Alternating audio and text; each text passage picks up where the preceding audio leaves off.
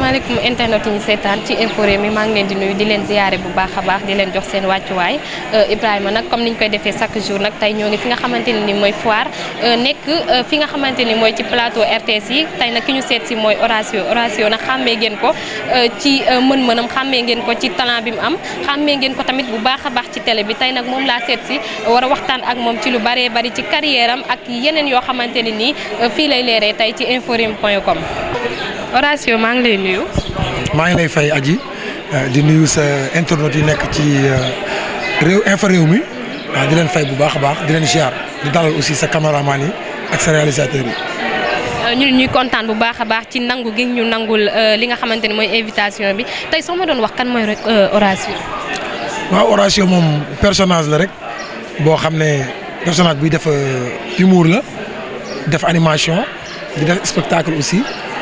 nit ñi yàgg koo gis à travers la télévision yàggul yenn yàgg yi nag peut-être bi ko nit ñi découvrir mais comme ni ñu koy waxee rek souvent artiste mën nga teel a commencer mais am na benn profil boo xam ne wala benn casting boo xam ne moo lay lancer comme ni dalee ñeneen ñi mën nga jouer ay film yu bari wala nga def émission yu bari nit ñi duñ la bàyyi xel mais nga def benn affaire rek ñu jaar bàyyi xel en tout cas Horatio daal pour résumer acteur la humoriste la comédien la mais tamit nitu spectacle la nitu télévision la daal. voilà tey soo ma doon wax sa jaar-jaar avant ngaa dugg ci milieu bi.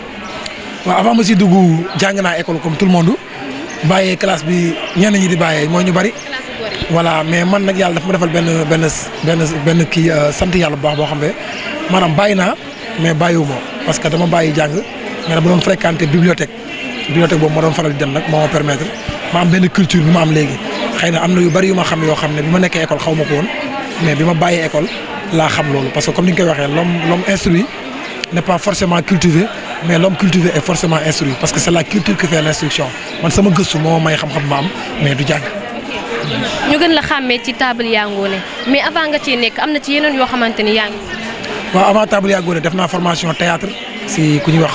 soo dem si yàlla si El Hadj Malick Ndiaye fara cal ma koy ñaanal yàlla xaare ko àjjana mu nekkoon ku baax ci ñun jàngal ñu teete ñu.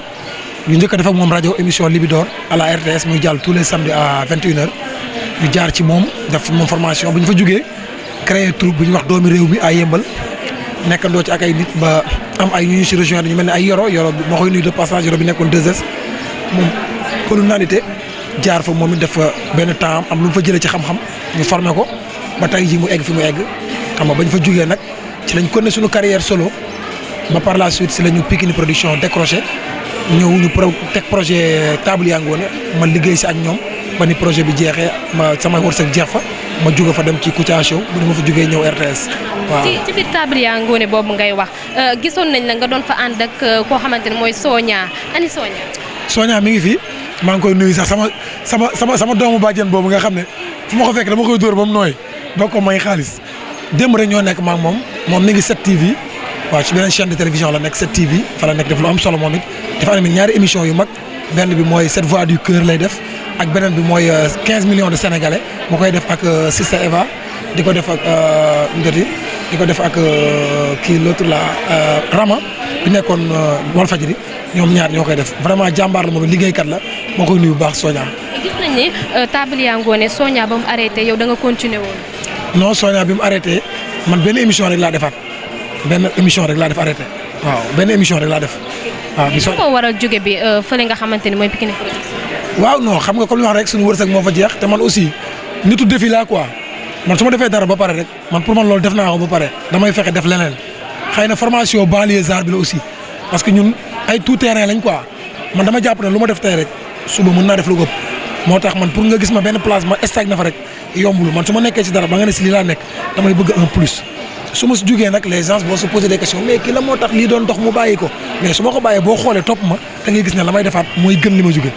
homme de défi là quoi. merci ñu ci bëri dañ doon wax ni seen place mi ngi fa ba tey waroo leen woon jugee fi nga xamante ni mooy table yaa ngoone ndax lu ci bëri waroon ngeen koo eggali te eggali woon. waaw loolu moom dëgg la ba tey dama dégg ay commerçant yoo xam dañ ma koy wax naa ma Horatio yow yaa doon tax ñuy sawar émission bi parce que émission bi nekkul woon émission commerciale kese du woon jënd ak jaay mais humour bi ci nekkoon ak xorom si ma si doon apporté comme tamit sànq ni nga ko waxee man dafa am lu ma ëndaale bi may ñëw quoi bi may ñëw anduma ay loxoy kese dafa am oration bi ñëw dafa am lu mu daale waaw. ndax gis nañ ko comédien yu nga xamante ñoo nekk Sénégal ku ci nekk ak li nga indi mais yow da nga ñëw indi beneen phénomène ci li nga xamante ne nii mooy table yaa ngoone. waaw dama ñëw indi beneen style parce que dama ñëw fekk fi ay Saneex ay Serigne Ngagne ay Baye Ili ma leen nuyu ñoom ñëpp ma fekk mais ñoom seen théâtre damaa gis ay yëre olof rek la ñuy sol ay caaya grand boubou kopati te dañ koy def très bien man ma ne pourquoi pas su fekkee dama bëgg ñu xàmmee ma indi sama style particulier parce que nit ki avant mu lay découvrir déjà sa physique lay njëkk a xool moo tax ma ñëw indi ay chemise indi ay nœud papillon ay bretelle indi benn mbaxane boo xam ne kenn xamul fan la jógee sol samay lunettes yor benn loupe di xool produit yi parce que comme émission commerciale la damay fexe coller personnage bi ak contexte émission bi moo taxoon ma doon yor loupe bi pour xool ba xam bagage yi ñuy jaay am na qualité ba pare ma nekk ci expert waaw loolu moo ne sama particularité moo tax adduna bi yëpp ak Sénégal bi mu ma découvrir ñëpp bàyyi ma xel mais waaw parce que c'était nouveau quoi lu bees daal laa indi ci métier mi daal maanaam ñëwuma ak loxoy kese ñëwuma rek topp ci gannaaw gars yi dama indi lu bees. idée boobu nga xamante ne ni moom nga doon def fan la la dikkee. waaw man moom xam naa ne formation bi la xam naa rek Malick Ndiaye Fara Thial boo nekkee ak moom da ngay improviser man improviser laa gën a mën soo ma bindalee texte pour ma respecter ko problème la mais tey objet boo yëkkati na ma def ci comédie rek lu mu mënti doon sujet bu mënti nekk automatiquement ma def la ci comédie loolu yàlla may na ma loolu moo tax produit bu mosaan tiim su ma ci waxee ba pare rek nga jàpp ne dama koo répété daan naa dem si boutique ba egg doo ko xam lan laay tourné ji sur place laay xam ne kii diw lay jaay wala daal te dinaa def comédie boo xam day méngoo ak li muy jaay loolu mayu yàlla la rek sant yàlla la aussi. ñu ci bëri dañ doon wax naan Horatio Sonia jigéenam la looloo tax mu daal di dem rek moom mu daal di ci topp est-ce que réellement loolu moo am. waaw loolu xaw na ci am tuuti xaw na ci am parce que maa ngi moom dañu yàgg trop et puis dañu liggéey émission boobu commencé ko à zéro sonn ci ba egg ci foofu xam nga kon moom bu amee leen lu ko xaw a naqadi foofu wala lu tax mu dem rek man tamit damay xaw a sot quoi waaw moo tax bi may demuma pour sotle ko kese mais dama dem tamit parce que dem dafa jot parce que man il fallait ma dem quoi parce que man homme de défi laa fu ma nekk rek maa ngi gis leneen quoi man noonu la ma yàlla bindee quoi na ma ñëpp comprendre noonu fu ma nekk rek man sax li ci kanam laay gis mais li ma nekk moom am naa ko ba pare ci kanam rek laay gis. instant bi ne ban relation nga am ak ñi nga xamante ne ñooy waa Pikini Production. waaw relation yu rafet rek relation jàmm ku ci am xew yëgal ma dem ci su ma amee xew yëgal leen ñu ñëw ci xam nga ku ma ci dégg tamit am téléphone woo la déggante xam nga xëy na parfois jot dina ñàkk gisante du yomb mais téléphone bi amee ba léegi ak WhatsApp kenn sonnul waaw. naka nga gisee li nga xamante ni mooy comédie bi instant bi. waaw milieu comédie bi moom ñenn ñi ngi naan milieu bi doxul ñenn ñi naan dox na mais ni mu waroon doxee dëgg-dëgg doxewu ko parce que boo doon lim ay comédiens yu nekk ay millionnaires wala ay milliardaires Sénégal je pense pas que bari na bu dee am na quoi pour bañ a wax lu ma wóorul mais normalement heure boo na fekk ay comédiens yor ay entreprise comme ni waykat yi yore entreprise parce que gis nga ci ku mel ne Wally Seck ñaata nit ñoo topp si ginnaaw yoo xam da leen di fay ñii ñoo ko yoral lii ñii ñoo ko yoral lee comédien war na am loolu mais malheureusement comédien moom kese ngay gis muy dem lu mu réussir moom kese lay doon wala ñu nekk troupe mais jot na nag comédiens yi téye xaalis bi yor ci kër yu rafet yi oto yu rafet yi di employé ay nit ki yoral leen seen sac ki yoral leen seen oto ki yoral leen seen communication ki yoral leen seen image loolu dafa jot mu am mais métier mi ngi dox ci ñenn ñi mais am na ci ñoo xam ne doxul ci ñoom quoi mais da nga naan li tax par exemple yenn évolution yi manqué mooy métier la boo xam ne ku amatul looy def rek da nga dem def ko parce que léegi métier feeñ la quoi métier fës la te léegi téléphone yi daa bari gis nga application yi ay WhatsApp ay statut ay TikTok léegi ñëpp ay artistes lañ bëgg def seen bopp te xamuñu ne art bi leen li don la mais leen dañ koy jàng l'art ça s'apprend quoi du lu ñuy donn quoi Sénégal dañ koy dégg ñu naan damaa donn way wala damaa donn tëgg wala damaa donn nangam mais Johnny Hallyday ku ko xam ne papa Moussa way donnul way Céline Dion papaam donnu ko way waaw bëri na artistes yu ma lay limal ay Chris Brown ak ñeneen doon nañu way quoi dañ ko jàng waaw art dañ koy jàng quoi kenn du ko doon. dañu faral di gis ne Sénégal série yi la ñuy gën a teg surtout télé série yi la ñuy gën a teg li nga xamante ne mooy théâtre. waaw série yi moo gën a dox parce que partenaires yi série yi la ñuy dugal seen xaalis ci la ñuy def sponsor yi ci la ñuy dugg parce que série yi nag du ay comédien kese day am producteur am ay nit yu nekk seen ginnaaw xam nga bëri na ay nit ñoo xam ne ñooy nekk si ginnaaw comédien di leen jàppale xam nga nekk ci ak artistes producteurs yeeg yooyu loolu moo tax muy avancé quoi mais bu doon comédiens yi kese par exemple peut-être ñoom duñ ñëw mais day am ñeneen ñoo xam ne ci yeneen agence lañ nekk ay producteurs la am nañu relation ñoo ñooy sponsor yi mais du problème qualité li comédien doon def baax na mais léegi dafa am leneen lu ci dolli dafa am machine bu nekk ci ginnaaw bu koy pousse moo tax affaire bi gën a sori quoi. dañuy faral di dégg ñu naan léegi ñi nga xamante ne ni ñoom ñooy produire dañuy faral di jël ñoo xamante ne ni doonuñu ay actrices ndax des fois nga gis yenn série yoo xamante ne dalay leer ni kii nii dafay ñëw pour jaayu mais ñëwul ci série bi rek pour jouer li nga xamante ne ni moo nekk réalité Sénégal. waaw xam nga tamit ku yor sa série tam yor sa scénario nekk producteur yaay xool profil bu la arrangé yow tey ni nga nekkee animatrice nii tey ëllëg mën na soxla ci série gis sa profil mu jàpp ne war nga ko mën a def mu jël la dugal la ci benn série nga joué ci rôle par exemple marié wala nga joué ci rôle xaritu benn xale bu jigéen wala nga joué ci rôle leneen ak leneen pour man casting yu série yi dépendul ci comédien bi quoi peut-être nag comédien mooy gën a maîtriser scène gën a maîtriser peut-être écran mais série moom jàpp naa ne ku ñu tàggat ci loolu formé la ci war nga ko mën def ñëpp mën nañ ko def journaliste mën na tourner série animateur mën na ko tourner. nekkoon nga ci tamit ki nga xamante ni mooy Kouthia Show ñu jékki-jékki gisatuñ la foofu. waaw comme ni ma koy waxee rek wax naa la ko léegi homme de défi laa quoi damay bouger waaw man du ma stagner benn place Kouthia ma koy nuyu bu baax sama xarit boobu grand Samba Sine nga xam ne foofu université laa ko tuddee ñàkk faa wóor sax si ñàkk faa jaar sax si artiste wóorul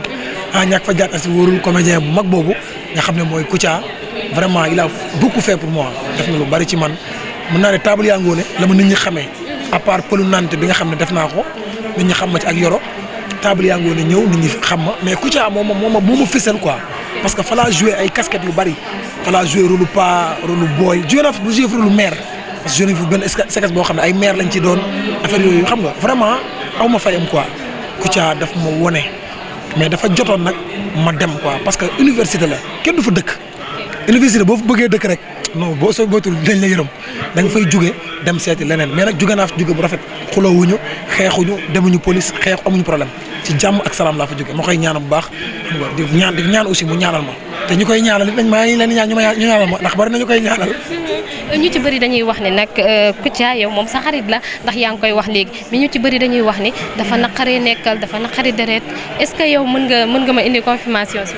lenn xam naa ko moom du mer de Kouthia ñu bëri ñuy yaakaar ne contrairement ak li ñuy foog du mer parfois nag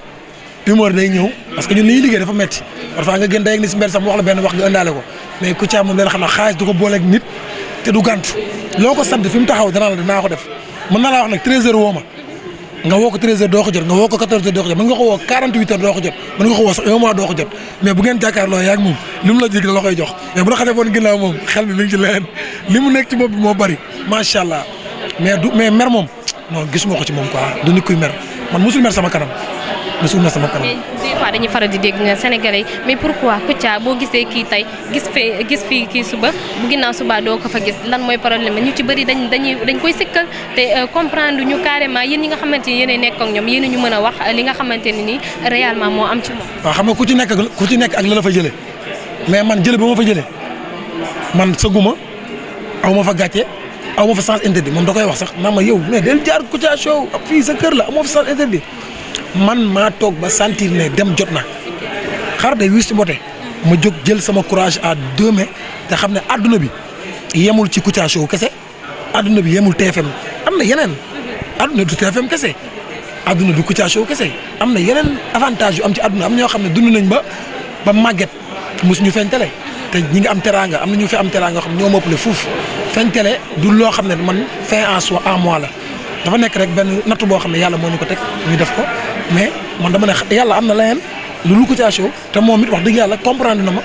xam na ne homme de défi laa sama anniversaire bi passé rek dafa doon vidéo bu gudd boo xam ne ci loolu la doon wax di ma ñaanal di ma wax ne ma homme de défi nga da ngaa gëm ne nit warul topp ci ginnaaw nit di ko jaamu wala nangam da ngaa gëm ne nit mën na amal boppam yooyu wax na ko ci vidéo bi ay vidéo boobu man mën naa la ko envoyé bu la neexee nga teg ko fii man ragaluma loolu parce que moom moo ko wax. voilà ci fi nga waxee noonu sax fa laa lay duggee est-ce que nit war na topp ci ginnaaw nit di jaamu comme ni nga xamante noonu la ko Kouthia wax. non jaamu moom yàlla rek lañ ko war a def jaamu yàlla lañ ko war a def mais nit ku ne am nga wasila am nga waajur am nga kilifa am nga wëllëre mën nga ko topp nag mais jaamu moom yàlla rek lañ ko war a def waaw yàlla rek. nekkoon nga fi nga xamante ni moo di TFM des fois dañuy faral di dégg naan TFM koo xamante ne nanguwoo dunguru rek doo fa nekk yow est-ce que yow loolu da nga koy firndeel. kon loolu de man de wax dëgg yàlla man de xanaa kuy xaar ma dunguru la xam naa di nga sonn quoi parce que man nag wax dëgg yàlla moom du ma dunguru nit du ma jaamu man kenn feesul sama bët man namuma dara je pèse bien mes mots namuma dara ñu bari dañ koy wax nag boo ko waxee pour ñoom ku am xaalis moo ko war a wax déedéet ku yorul dara moo namul dara loo namu da nga koy ñam yow namoo ranz parce que amoo ranz man namuma oto parce que awma oto man namuma Canada parce que demuma Canada kon man namuma dara xam nga laa namu ay car rapide ay scooter man yooyu leen ay gerte caaf man yooyu nga xam ne ma koy faral di lekk di ko dund man yooyu su ma ko amul dama koy namm mais lu ma mësul ñam du ma ko namm dëkk boo mësul dem waane la billaay namm dara. li nga wax leer na parce que oyof gi wax fa dëgg yàlla yàgguñu xamante mais gis nañ nga wan ñu ko oyof gi moom ñun ñoo koy firndeel mais est-ce que mën nañoo xaar Horatio ci série yu bees yi ak yeneen facettes. waaw série yi moom yaakaar naa xam nga gars yi dañ lay gis ci benn côté pour ñoom foofu rek nga mëne duñ la essayer quoi duñ la ñam mais man côté yi ma mëne bëri na ndax théâtre laa njëkk a def théâtre radiophonique def théâtre télévision def émission man ku dugg YouTube rek xool 5 Kouthia Show yu bokkul yu ma bokk rek di nga xam ba kii mën na wala mënul man Kouthia lu ne jëloon na ma ko lu ne côté bu ne taxaw naa fa joué naa njaago joué naa séeréer bambara saraxule soose chinois japonais lu ne joué naa ko indo te ci moom kese laa defee loolu def naa ko bien avant may ñëw si moom kon série yi tamit dañu jàpp ne peut-être xëy na dañu jàpp ne Horatio peut-être mënul lii mais bu ñu essayé woon dinañ xam ne mën naa fu bari parce que tubaab bi moo ne l'artiste n'est artiste qu'à la condition d'être double et de ni ñu ci woon aucun phénomène de sa double nature man ni ma mën a nekkee lii noonu laa mën a nekkee lee nekk lële ay multiple facettes laa yor. lan moo gën a marqué ci Macouré. ci Macouré jël xanaa moog Baye Pël ba ñu xuloowee ba pare ku nekk jaawale sa mbaxane morom dem ba fële tourné waat ku ne sa morom sàcc nga ma ne ko sama mbaxane laa wax sama mbaxane loolu moo ma gën a marqué ci moom ma koy ñaanal yàlla xaare ko àjjana moom Baye Macouré jël ma koy ñaanal yàlla xaare ko àjjana bu baax a baax. milieu bi nga nekk muy showbiz bi lan moo la ci gën a marqué. waaw li ma ci gën a marqué mooy cofeel gi nit ñi am si ñun rek nit ñi ngay taseel ñu naan dama laa bëgg dama laa sopp dama bëgg li ngay def keroog seetaan naa la sa bii moo may daaneel sa émission bi moo ma neex sa lii nga def nii loolu moo si dàq quoi parce que nit ñi moo leen ëppoo leen dara suñ demee ba di la nuyu di jël seen alal di la ko jox ñun aar bi lu ne am nañ ko si teraanga bu ne defal nañu ko looloo tax loolu daal mooy sama fierté quoi mooy bëgg gi ko nit ñi bëgg li ñuy def fekkoon kenn bëgg ko dañ ci am gàcce quoi mais comme ay nit a koy bëgg rek alhamdulilah rabbil alamin. lan nga ci def mu leer na leen ni lii nii lan moo la ci dal loo xamante ne ni lu la métti la loo xamante ni doo toog ba fàtte ko benn. si aar bi aar bi de man am na ay nit ñoo xam ne ay xarit yoo xam ne bàyyi nañ ma ngir aar parce que dañ ma ne li nga def yëfu ñàkk fayda la ñu bàyyi ma ay yàgg na ay jamono parce que pour ñoom du ma egg si fii quoi am na ay soxna yoo xam ne it yàlla boole ma ak ñoom ñu daan comme ni ñu ko waxee relation génn ñuy dégg seen waxi nit ay kii dafa ñàkk fayda ne fii di théâtre ñu bàyyi ma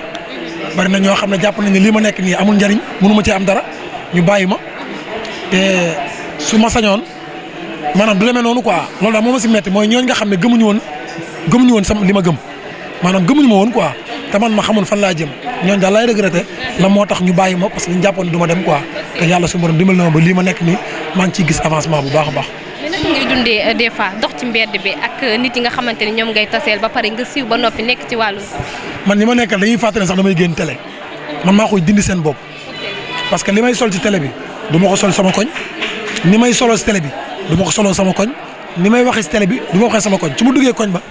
wala su ma duggee ci banlieue bi comme li may non doo nit moo naan la yow kii du diw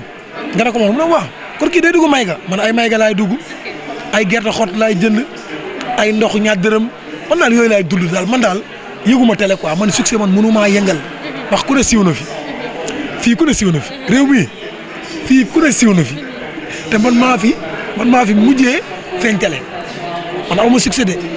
awma benn succès damay sant yàlla rek ci ay quelques personnes yi nga xam bëgg nañ li may def may gën a góorgóorlu pour gën ko parfaire waaw mais succès moom gaw ma ne dinaa ko parce que man li ma la wax rek man ay télé yi yàlla ma si nattu rek mais du lu ma wuti man télé ma fekk si man demuma déposé ji pour dem si télé man télé moo ma fekk ma toog mu jël ma ne ma kaay liggéeyoo man fekk ma télé ma fekk si kon bu télé nar a yàq sama kii rek man ma bàyyi télé quoi parce que tubaab bi moo ne laissons jamais nos moyens de vivre corrompre nos raisons de vivre bu leen bàyyi mukk seen gëm-gëmu dund seen am-amu dundin di ko yàq. léegi nag ñu ngi la gis ngay liggéey fi nga xamante ni mooy RTS léegi nag Horatio nag gën a avancé gën a évolué léegi yow instant bii nii lan nga nekk di def fi nga xamante ni mooy RTS. waaw RTS moom comme li ma la wax rek bi ma jógee ci Kouthia Show maanaam ñëwuma RTS rek bàyyi fee damaa bàyyi fee ba pare doog a am fii mais dama ko gëmoon quoi damaa gëm ne maanaam man du ma façon nit yooyu quoi nga xam ne damay nekk ak yow di liggéeyanti leen non man damay bàyyi dara ba mu jeex ma def game over doog a commencé waat beneen jeu parce que loolu laa gëm loolu mooy gëm sa bopp mais pas wut dara ba téye ko doog a bàyyi kii loolu war la quoi man dama def loolu. RTS bàyyi naa Kouthia Show ba pare def benn break bu presque ay 2 semaines 3 doog a démarché RTS ma ñëw ak samay projet nag ma ñëw ak ay projet yu dëgër yoo xam ne liggéey naa ko ay at ma ñëw proposé leen ko ñu jël ko xaaju projet yi sax commencé gu ma ko ak ñoom projet yi ma indi RTS commencé gu ma ci benn pour l'instant nii si seen i projet ñoom laay dox mais man li ma moom laalaguma ko maanaam sama banque man laalaguma ko ñoom seen banque seen essence laay lakk fi mu ne nii si laa ñëw 1er décembre bi mois de décembre laa jógee Kouthia Show mois de décembre laa nekk commencé RTS waaw mois de décembre laa jógee Kouthia Show si même mois bi 2018 ci laa commencé RTS kon man diggante bi may bàyyi ak may am fii motul weer moom nag sant yàlla la léegi si laa commencé ñëw ci foire bi ñu jox ma émission le meilleur de la foire émission commerciale publicité te xam nga ne télé yi publicité lañ ngeen ko fonk njël ko dénk ma ko ci sama première émission ren mi ngi nii nga gisaat ma fi kon lañ ma joxoon daaw doxal naa ko moo tax ren joxaat ma ko ci diggante bi tamit def naa fi émission yu mel nii kantingu Ramadan def naa fi Beach Bégué Show village de la Canne bi Coupe d'Afrique bi man lañ ko tamit dénkoon ma yor animation bi ak plateau bi sant yàlla daal RTS daal maa ngi fi gis sama bopp baax moom. décembre bi ñëw na ba pare lan ngay préparé ñi nga xamante ne ñooy fans yi nga xam ne ñooy béggee Orange. waaw décembre bi moom daanaka jeex na xanaa kay dañuy ñaanal nit ñi rek ñu dugg ci at mu bees mi 2020 te yàlla saafara jàngoro yëpp faj aajo yi def ci réew mi jàmm ndax Sénégal ñun jàmm rek lañ xam ñun ñëpp ñoo bokk ndey ñoo bokk baay mën ngaa xool nit ki rek du la neex mais doo xam lan moo tax quoi parfois saytaane day def loolu waaw parce que ki la bañ te defoo ko dara loolu warul la metti quoi ba ngay kaas loolu wala ngay defante ak moom parce que am na ku la bëgg te defaloo ko dara boo xoolee ki la bëgg te defaloo ko dara kooku mooy compenser ki la bañ te defaloo ko dara sénégalais amul habitude di bañ ay nit day kii nii rek day tooñ rek wala ki ni ma soofee naa nga fekk wallaahi du dëgg sax si moom Sénégal amul xolu bañ nit quoi mën na la gis nag comprendre la ngay dox xamul li ngay dox mooy lan mu lay jugé quoi waaw kii gaa mel ne ku bëri titre kii nag di la jugé mais dëgg-dëgg bu la xamee da lay téye quoi te ñun tamit wax dëgg yàlla bonuñu quoi bon bu ñu nit di gisee dañu bañ quoi parce que yaatal nañ suñu xol bëgg nañ ñëpp kon ku ma bëgg naa la ku ma bëggul tamit damay naxante yow pour nga bëgg ma rek parce que samay soppe ñu yokku moo ma gën a samay noonu yokku quoi. yu bees yi nga xamante ni ñoo nekk instant bii nag ci réew mi yow naka nga gisee. non macha allah talent yu bees yi moom ñu ngi def ay évolution quoi malgré que amuñu télé bu ñu nekk ñu si ëpp ci média bi médias sociaux yi lañ nekk ci Facebook ci YouTube bi ci ay TikTok mais gis naa ne ay boy yu am talent ñi ngi ñëw te dafay jot nam ñu yaatal leen ñu dugg parce que xaj nañ fi parce que art bi dafa yaatu ku ne da ngay bay sa waar rek jox sa morom mu bay waaram quoi. talent yu bees yi ne kan nga ci gën a bàyyi xel mu leer la ni kii nii li muy def man. waaw man ñoom ñëpp maa ngi di bàyyi xel nag parce que su ma limee rek day mel ni dafa am ñu ma lim bàyyi ñeneen ñi mais ñoom ñëpp bu fekkoon nag maa limal ay tur peut-être dinaa la mën a wax diw mais. ku ci mel ni Diaw Ketchup ku ci mel ni Momo Loko youtubeur yooyu ak jeunes yi nga xamante ne instant bi ni ñoo mujjee jóg yow ñooñu ñan nga ci gën a bàyyi. waaw non man moom ñooñu ñëpp ngay wax maa ngi bàyyi xel ku ci mel ni ay ñoom général Kayre booy am nañ talent ay ñoom Cuxu booy dañu am talent quoi macha allah xam nga ay ñoom Mandoumbe ñooñu tamit ay talent lañ quoi ay Diaw Ketchup bi nga wax waaw ay Momo Loko damay suivre booy yëpp quoi wax dëgg yàlla man moom honnêtement man artiste Sénégal man ñëpp laay suivre parce que ku ci nekk am na lu ma soxla si yow boo yee nga gis noonu ku ci nekk am na lu may jël ci yow te su ma ko jëlee ba togg ko ba pare nga xam ne togg naa ko. internetu info. waaw xanaa di kontaan rek di santaat yàlla julli si yonent bi sant suñuy ñaari waajur di gërëm waa RTS nag di gërëm nag sama jigéen bi nga xam ne maa moom ñoo fi nekk muy njéeme nekk RTS di def ci rajo bi ci télé bi nekk si jéeg ak këram di def émission yu am solo moom mooy def émission instant Fidac man may def le meilleur de la foire may nuyu suñu kilifa commercial bi nga xam ne mooy monsieur Ngebane madame Potin ak ki nga xam ne mooy Malado ma nekk fi ak moom di nuyu suñu directeur général monsieur Racine Talla di nuyu Ousmane si directeur de programme ay Fama Diouf ñoom ñëpp maa ngi nuyu di gërëm sama yaay nag di ko ñaanal mu gudd fan lool ak sama papa di ñaan ñii nga xam ne ñooy seetaan vidéo bi nañ ma ñaanal rek ndax xale laa te lii ma nekk dama si yaakaar parce que sama liggéey la si laa yaakaar kër si laa yaakaar oto si laa yaakaar dimbali ay doomu aadama nañ ma si ñaanal ma am si ndam parce que lii ma nekk su ma si amul ndam rek man dinaa si am defet te nit lépp loo nekk rek ndam nga siy ñaan dinaa si góorgóorlu lépp lu ma mën nag ma lay remercier nag di wax ne Infos Rewmi moom sama site la di leen ñaanal jàmm ak xéewal fi ngeen bëgg a yegg ngeen yegg gis naa matériel bi ngeen indi fii du ay caaxaan waa RTS yëpp dañoo génn di leen seetaan ndax matériel bi ngeen fi indi caméra yi ngeen yor lumière bi ànd ak réalisateur gaare seen oto yow tamit macha allah maanaam daal Infos Rewmi daal man foogal naa ne benn site internet la rek mais xam naa ne yéen télé bi yóbbuwoon jóg de info réew mi ngi ñëw de li ma fi gis ay caméra gis ko ci lumière gis ko ci matériel logistique gars yi drone sax andi nañ ko image drone bi xam naa dafa leerul moo tax wane wuñ ko yàlla seen jàmm yàgg. info réew mi jërëjëf. merci beaucoup merci.